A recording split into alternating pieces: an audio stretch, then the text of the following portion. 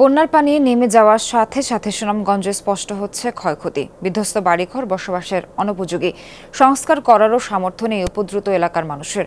দফায় দফায় বন্যায় ক্ষতিগ্রস্ত বাড়ি সারাতে গিয়ে ঋণগ্রস্ত হাওড়পাড়ের বাসিন্দারা। ক্ষয়ক্ষতি নিরূপণের কাজ শুরু করেছে জেলা প্রশাসন। স্যান্ডেলিনা সো, রূপচর্চায় আভিজাত্য। ঘর আর হাওরের জলরাশি মিলেমিশে একাকার।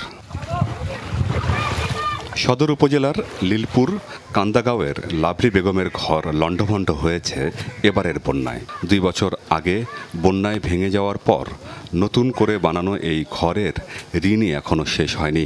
কোনো সহায়তা না পেলে 3 শিশু সন্তান নিয়ে এই ঘরেই কাটাতে হবে বাকি দিনগুলো।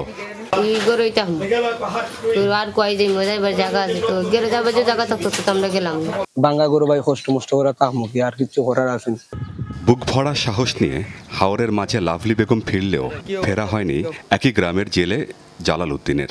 বানের জলে ভেসে পরিবার সহ আশ্রয় নিয়েছেন পাশের বাজারের দোকান ঘরে। 1 সপ্তাহ পর 2 ছেলেকে নিয়ে এসে দেখেন ঘরের মেঝে থেকে সরে গেছে অন্তত 3 ফুট মাটি। কিভাবে ঘরে ফিরবেন সেই দুশ্চিন্তায় কাটছে দিন। তখন যারা 7 দিন পরে আইয়া তো দেখলাম বর্তমানে কিচ্ছু নাই, বাড়ি ঘরে টাকার মতো কোনো প্রফিট নাই। যখন বর্তমানে বানাইমু তো আমার কোনো জোর নাই। 2-4টি পাকা ঘর বাদে পুরো গ্রামই বিধ্বস্ত। বাধ্য হয়ে কেউ আছেন আশ্রয় কেন্দ্রে, আর কেউ এভাবেই কাটাচ্ছেন দুর্বিষহ দিন। 50টা বছরই বন্যা হইলে আমরা এই অবস্থা হইয়া যায়। সরকারের সাহায্য আমরা করতাম, আমরা দেখার মতো না তুলো। ক্ষতিগ্রস্তদের পুনর্বাসনে কাজ করছে প্রশাসন।